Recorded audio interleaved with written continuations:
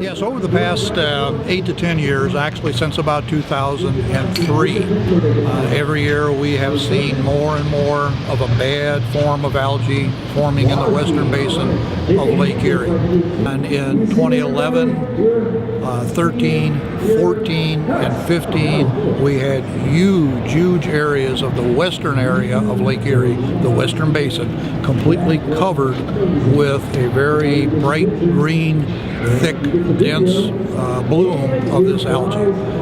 It was one where it was very visible. It is something you can smell when it's quiet outside and the lake is quiet. And of course, like I say, it can go toxic. So it's just something we do not want to have in the lake.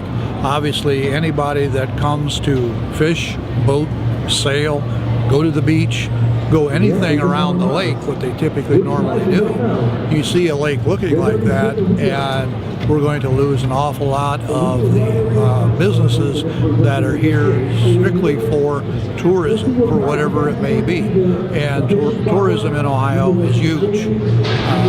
The counties that go alongside of Lake Erie in Ohio produce $14 billion of income for people coming for various reasons for the lake. It's almost 30% of the state's total tourism dollars, so it's big. Our industry, I'm a charter captain, and we take people out to go fishing for perch and walleye and smallmouth bass. Our fishery, just in Ohio, is $1 billion industry every year because of how great the fishing is in Lake Erie. We have businesses that are obviously seasonal, very seasonal. We go April to November, and that's when we have to make our living.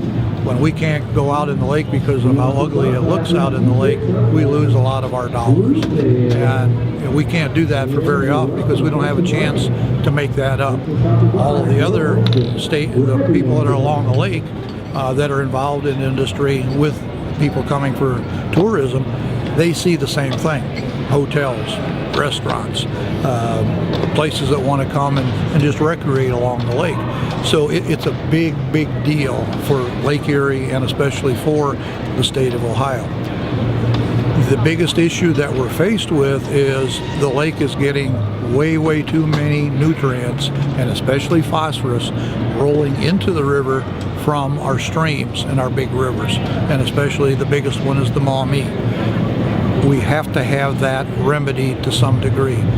In July and August, I get more questions about how is the fishing. It used to be our first question, how good is the fishing right now? First question typically now, that time of the year, is how bad is the algae? And that's not good. We don't want to hear that as our first question from a client.